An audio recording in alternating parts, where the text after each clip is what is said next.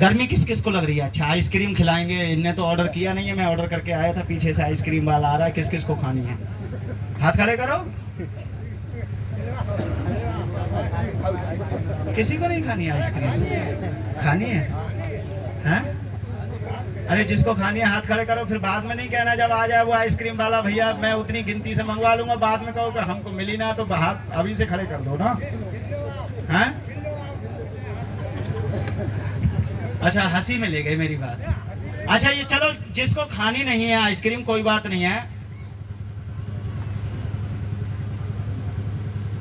खाई किस किस ने है आइसक्रीम? जिसने भी खाई है माँ कसम हाथ खड़े करो।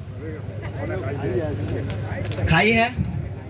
अच्छा, अब एक बात और बताओ, आइसक्रीम को जमने में, सेट होने में कितने घंटे का वक्त लगता है? भैया आपस में बात करने की नहीं हो रही है, मैं जो बात कह रहा हूं उसका जवाब दीजिए। क्या आप बात समझते हैं? मैं पसीना बहा रहा हूं।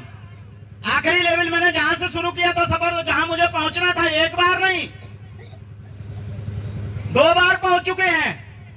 मेरी टीम से 5 लोग पहुंच चुके हैं वहां तक। मुझको जरूरत नहीं है पसीना बहाने की, लेकिन सिर्फ और सिर्फ इस वजह से पसीना बहा रहा हूं, मेरी अगर कोई बात आपके दिमाग और दिल की डायरी में नोट हो जाए और उस बात को लेकर के आप काम करना शुरू कर दें, जिस दिन आप ड्रीम हाउस के रूप में इस मंच पे आएंगे तो उस दिन मेरा चेहरा आपकी आंखों में जरूर होगा। मैं इसलिए पसीना बहा रहा हूं। समझ में आ रही मेरी बात या नहीं आ रही है? आइसक्रीम को किस किस ने खाया है अपने जीवन में? सब ने खाया है। दूसरा बात थी मेरी कि आइसक्रीम जमने में, सेट होने में कितना वक्त लगता है, कितने घंटे का? है? अरे 2 घंटा 4 घंटा कुछ बता दो यार। 2-4 घंटे तो 4 घंटा 6 घंटा कुछ तो लगता होगा। बिल्कुल सर। मान लो 4 घंटे में वो आइसक्रीम जम के सेट हो गई, मशीन वाले ने जमा दी वो आइसक्रीम बर्फ की, और जमने के बाद में वो आइसक्रीम बेचने वाला, ठंडा मीठा करने वाला, ठंडा भी है मीठा भी है, ले ले भैया, वो लेके आया और आपके मोहल्ले में आवाज लगा रहा है, आपकी गली में आप गए पैसा लेके, भैया आइसक्रीम मुझे दे दे। उसने आइसक्रीम पेटी में से निकाल के तुमको दे दी। अब आपके पास 2 रास्ते हैं, या तो उस आइसक्रीम को जुबान से टेस्ट करो या फिर वेस्ट करो, या तो उस आइसक्रीम को जुबान से टेस्ट करो, या फिर हाथ में लेकर के यूं ही वेस्ट करो। वेस्ट करो। समझदारी किस में है? टेस्ट करने में। टेस्ट करने में या वेस्ट करने में? हैं? अरे बताओ काहे में समझदारी है? टेस्ट करने में समझदारी है।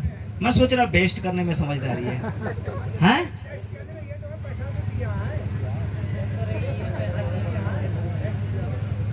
आप वो आइसक्रीम ऐसी है, आप टेस्ट करोगे तब भी गलेगी और वेस्ट करोगे तब भी गलेगी, उसे तो गलना ही है। यही बात हमारे और आपके जीवन पर लागू होती है। यही बात हमारे और आपके जीवन पर लागू होती है। ये जो जीवन हमको मिला है ये आइसक्रीम की तरह है, आइसक्रीम की तरह। उस आइसक्रीम को जमने में, सेट होने में 4 से 6 घंटे का वक्त लगा, लेकिन इस जीवन रूपी आइसक्रीम को मां रूपी पेटी में सेट होने में 9 से 10 महीने का वक्त लगा। Hello, yes. जीवन रूपी आइसक्रीम को मां रूपी पेटी में सेट होने में 9 से 10 महीने का वक्त लगा। जिस दिन से ये आइसक्रीम मां रूपी पेटी से बाहर आई है, उस दिन से ये आइसक्रीम रोज गल रही है, क्योंकि सुबह का, हेलो अभी रुक जाओ भैया, बात पूरी समझो तब आनंद आएगा ना ताली बजाने में जी। क्योंकि सुबह का सूरज आता तो अकेला है, बड़ी मस्ती में आता है वो, लेकिन जब शाम को जाता है तो अकेले नहीं जाता है। वो जाता है क्या अकेला? नहीं। वो आपके और मेरे जीवन का एक बहुत महत्वपूर्ण दिन लेकर के चला जाता है। जिस दिन को आपने चाहे टेस्ट किया या वेस्ट किया, वो दिन दोबारा से आपके जीवन में आने वाला नहीं है। समझदारी किस में है? टेस्ट करने में। हेलो। दिन का इस्तेमाल करने में। तो कल से इस जीवन को जीवन की तरह जीना शुरू कर दो, क्योंकि कुदरत ने अगर इंसान आपको बनाया है तो बहुत सोच समझने के बाद बनाया होगा। कुदरत के पास इतना वक्त नहीं है कि वो फालतू की चीज बनाना शुरू कर दे और इधर उधर की चीज बना दे। आपको बहुत महत्वपूर्ण रूप से कुदरत ने बनाया है, बहुत महत्वपूर्ण है आप अपने परिवार के लिए, और जितने महत्वपूर्ण हैं मैं आपको समझाना चाहता हूं कि कीड़े मकोड़े की जिंदगी छोड़ करके, कीड़े मकोड़े की जिंदगी छोड़ करके आप इंसानी जिंदगी जीना शुरू कर दें, जिसके लिए आस्था परिवार आपका स्वागत करता है। लेकिन क्या है, हमारे लोग क्या नहीं छोड़ पाते हैं। मैं एक छोटी सी कहानी के माध्यम से आप तक पहुंचाना चाहूंगा अपनी बात। एक सेठ जी थे, सेठ। वो सेठ इतने धनवान थे, इतना अच्छा काम करते थे, इतना परोपकार करते थे कि जिनके परोपकार की कोई गुणगान नहीं किया जा सकता। लेकिन जीवन में कभी उनसे भूल हो गई। जीवन में क्या हो गया, एक छोटी सी भूल हो गई थी। और जब भूल हो गई थी, उस भूल होने के कारण जब उनका अंतिम समय आया तो उनके लिए एक आकाशवाणी हुई। बोले, सेठ जी आपने पूरे जीवन में बहुत अच्छे काम किए हैं, लेकिन एक आपसे कभी जीवन में भूल हो गई थी। उस भूल के कारण आपको सारा जीवन यहां से जाने के बाद स्वर्ग मिलेगा, अच्छी योनियां मिलेंगी, लेकिन उस भूल के कारण आपको एक योनि सुअर की भी भुगतनी पड़ेगी। काय की भुगतनी पड़ेगी? एक योनि सुअर की भी भुगतनी पड़ेगी। अब जैसे ही सेठ ने इतनी बात सुनी तो सेठ को चिंता हो गई, उनके बहन जो सुअर बनेंगे तो फिर वो भी खानी पड़ेगी। हंस रहे मेरी बात है, सुअर बनेंगे वो भी खानी पड़ेगी, और जबकि हमने काम इतने अच्छे अच्छे करे हैं, ये कैसे कटे। अब वो सेठ बहुत चिंता में हो गया। तो वो जब चिंता में हो गया तो उसके 5-6 लड़के थे सेठ के। अब वो सेठ को चिंता में जब उन्होंने लड़कों ने देखा तो वो कहने लगे, बोले पिताजी क्यों तुम चिंता में रहते हो? बोले ना लला कोई ऐसी बात ना है। बोले ना है तो कोई बात, तुम बताओ वो अच्छा क्या चिंता में रहते हो? बोले रहते क्या है, अब हमारा समय नजदीक आ गया तो आकाशवाणी हुई थी, बोले सब काम अच्छे किए, एक योनि हमें कोई गलती हो गई थी जीवन में, एक योनि गलती हो गई थी जीवन में, ध्यान रखना गलती, एक छोटी सी गलती हो गई थी जीवन में, उस गलती के कारण हमको एक योनि सुअर की भुगतनी पड़ेगी। अब बेटा बड़ा चिंता है, जब हम सुअर बनेंगे तो हमको गंदगी भी खानी पड़ेगी। बोले अरे बाबा तुमने करी चिंता, और बोले हाँ वो हमने ये भी पूछ लिया था जब आकाशवाणी हुई कि जब हम सुअर बनेंगे तो हमारा जन्म कहाँ होगा। तो उन्होंने आकाशवाणी में ये भी बता दिया, बोले जिस गांव में आपके मेहतर हैं, आपके ही गांव में मेहतर है, उनके यहाँ पर एक सुअरिया है, उस सुअरिया के पेट से आपका जन्म होगा। वो बात उन्होंने अपने लड़कों को बताई। बोले पिताजी क्यों चिंता करते हो, तुम्हें खाने थोड़े ही देंगे वो। बोले जैसे ही वो फला के यहाँ मेहतर के यहाँ पे सुअरिया ब्याएगी, हम सवरी बच्चा खरीद लेंगे और खरीद के तुरंत ही मरवा देंगे, बात खत्म, तुम्हारी योनि बराबर हो जाएगी। बोले हाँ बात तो सही है, बेटों की बात समझ में आ गई। अब कुछ दिन के बाद में उनके प्राण चोला छोड़ गए। जब चोला छोड़ गए तो भैया इतना लगाव था उनसे कि कोई मतलब जो है सब रोने पीटना शुरू कर दिया कि अरे थोड़े दिन और जीते तो ये मेरा हो जाता, थोड़े दिन और जीते तो मेरा ये हो जाता, जैसे मैं आज मर जाऊं भरोसा कुछ नहीं है, एक्सीडेंट किसी का भी कुछ किसी भी समय हो सकता है। मैं अपने घर तक सुरक्षित नहीं पहुंचूं तो इन लीडरों में से भी बहुत सारे लोग कहेंगे उनके अरे यार बे होते तो हमारा इतना काम और हो जाता, हाँ या ना है? ऐसे ही वो उनके औलाद करने लगी, बोले अरे इतने दिन। अब वो उनके लगाव में वो बात भूल गए, उधर उनके शरीर से प्राण निकले और उधर उस जमादार के यहाँ मेहतर के यहाँ सुअरिया भी आ गई बच्चों से। वो उनके मुंह में उस बात के लिए भूल गए कि हमारे पिताजी कुछ बता के भी गए थे। अब उनके वो संस्कार वगैरह में लगे, दाह संस्कार में, और उनका वो 10वां 13वीं करने के बाद में जब 10वां हुआ वो पल्ला वल्ला ढांकते हैं कि काय का जन्म मिला होगा। देखा जाता है नहीं देखा जाता है, समझ आ रही मेरी बात?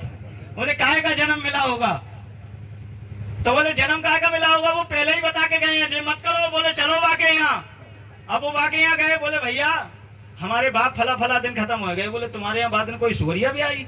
बोले हाँ बुआ जी ब्याही में बच्चा चूं तो रहे बाकी पीछे पीछे। अब वो जब उन्होंने ये बात सुनी तो जिस बच्चे के अंदर उनके पिता की जो हवा थी, वो बच्चा भी ध्यान से उधर आ गया, ध्यान उसका। तो कहने लगे भाई राजा साहब, सेठ जी आपको क्यों क्या जरूरत है, आप ऐसे क्यों पूछ रहे हो? तो उन्होंने पूरी बात बताई। बोले साहब हमें जो सुगरिया के सिगरी बच्चा चाहिए। बोले क्या करोगे, पालोगे? बोले ना हमें सबको मारने हैं। बोले मारने क्यों? तो उन्होंने पूरी बात बताई। तब तक वो सुवरिया का बच्चा बोल पड़ा, बोले लल्ला अब मत मारे, अब हमें अपने भैया भतीजे के संग बहुत अच्छा लग रहा है। बोले वो खा लेंगे कोई बात नहीं, लेकिन भैया भतीजे के संग बहुत अच्छे लग रहा है। तो एक छोटी सी गलती आपको इतना बड़ा पछतावा दे सकती है कि पूरी जिंदगी हमारी उसके ही तरह गुजरने के लिए हम मजबूर हो जाते हैं कई बार। और ये गलती अगर हमने नहीं की तो लिखा है फिर पछताए होत का जब चिड़िया चुग गई खेत। तो साथियों, एक विशेष व्यापार है आपके बीच आया हुआ है, बस इसके लिए करना आपको कुछ नहीं है, अपनी आदत बदलनी है। क्या करना है? आदत बदलनी है। और आदत कैसे बदलनी है? हमारे वैज्ञानिकों ने मनुष्य के दिमाग पर एक प्रैक्टिकल किया। मेरी बात अच्छी लग रही है आप लोगों को? Yes sir. पक्का? तो फिर उसके सम्मान में तालियां बजाइए, बुलाकर लाया। क्योंकि अगर वो नहीं बुला के लाया होता तो ये बात नहीं सुनने को आपको मिल रही होती। तो फिर इन तालियों का हकदार कौन बनता है?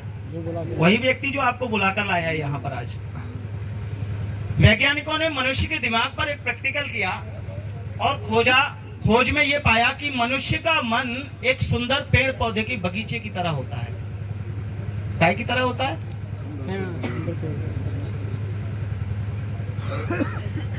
काय की तरह होता है?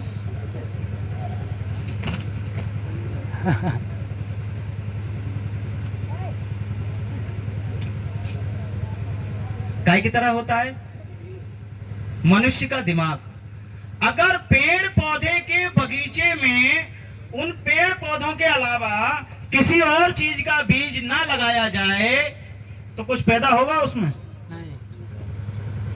अरे आप लोगों से थोड़े ही पूछ रहे हैं हम।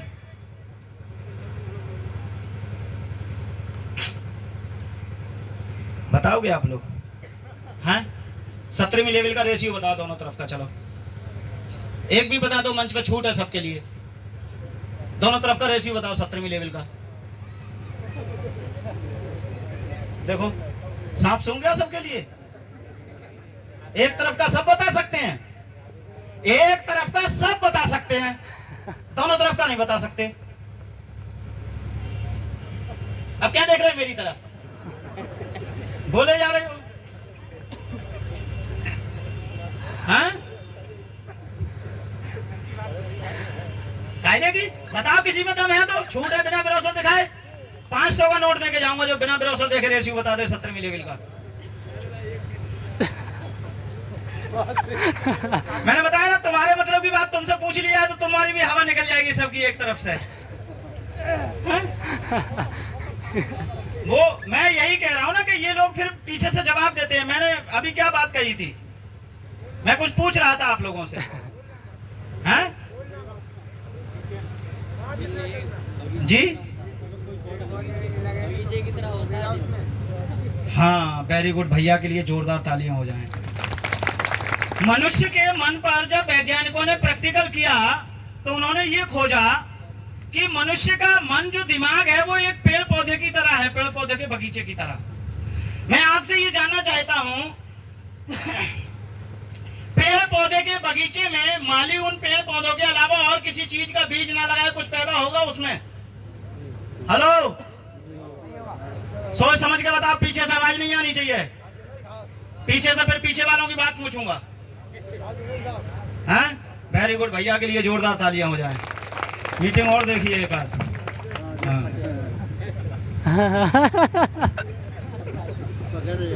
हंस रहे हो आप यार मेरी बात पे। अब घास फूस जमेगा हमारे बुजुर्ग कहते हैं खाली दिमाग शैतान का घर। हाँ या ना? बुजुर्ग कहते हैं खाली दिमाग। वैज्ञानिकों ने रिसर्च मतलब जो खोज की वो ये किया कि मनुष्य का मन विचारों के उत्पादन का कारखाना है। यही कारखाना मनुष्य का भविष्य निर्धारित करता है। अर्थात हमें अपनी सोच को बुद्धिमानी से, अपनी सोच को सर्वेशी बुद्धिमानी से नियंत्रण में रखना सीखना होगा, ताकि सफल, सुखद और मंगलमय जीवन बिता सकें। क्योंकि सकारात्मक सोच मनुष्य के जीवन जीने का तरीका और विधिवता दोनों को बदल के रख देती है। अब उस माली के ऊपर ये निर्भर करता है कि उस घास फूस को उखेड़ने के बाद, उस पेड़ पौधे के बगीचे में घास फूस को उखेड़े और उसमें गुलाब के बीज लगा दे तो क्या पैदा होगा? अरे बोलते क्यों नहीं? गुलाब पैदा होगा। गुलाब के बीज ना लगा के वो भांग धतूरे के बीज लगा दे तब क्या पैदा होगा? भांग धतूरा। लेकिन जिस चीज का भी बीज लगाएगा, ध्यान रखना, अगर गुलाब का भी बीज लगाया है, गुलाब के फूल आने के बावजूद भी उसमें खरपतवार पैदा होगा। यदि आप अपने परिवार के लिए, अपनी बगिया के लिए गुलाब की खुशबू से लंबे समय तक बरकरार रखना चाहते हैं तो समय समय पर उन खरपतवारों को आपके लिए उखेड़ना पड़ेगा। यदि आप अपने परिवार के सच्ची माली हैं तो सोच आपकी है, आप अपने परिवार के लिए क्या देना चाहते हैं ये तो आपके ही ऊपर निर्भर करता है।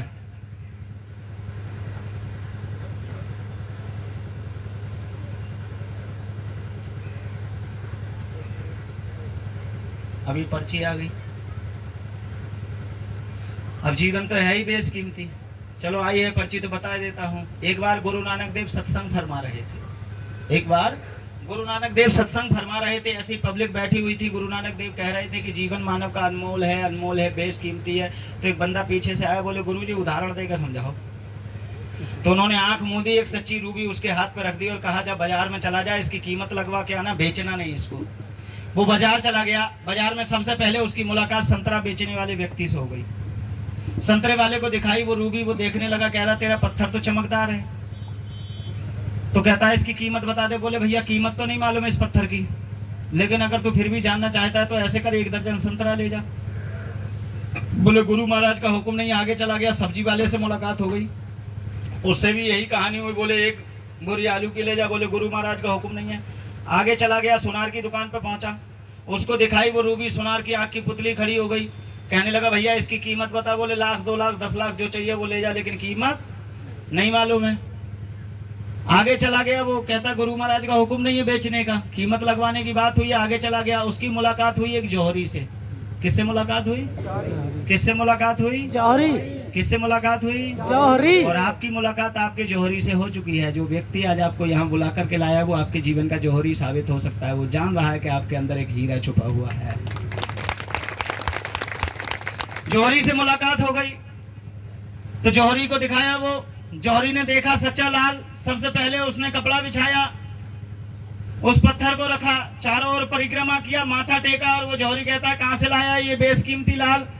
अब वो व्यक्ति कहता भैया मेरे पास वाद विवाद में पड़ने का वक्त नहीं है, मुझे इसकी कीमत बता दो।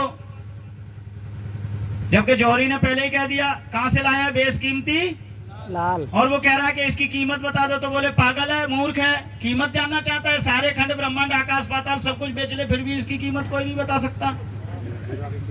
पागल हो गया, हताश हो गया। बैरंग आके गुरु नानक देव के चरणों में गिर पड़ा। कहता है गुरुजी कौन सी मुसीबत में डाल दिया? बोले क्या हुआ? आप बीती सुनाई।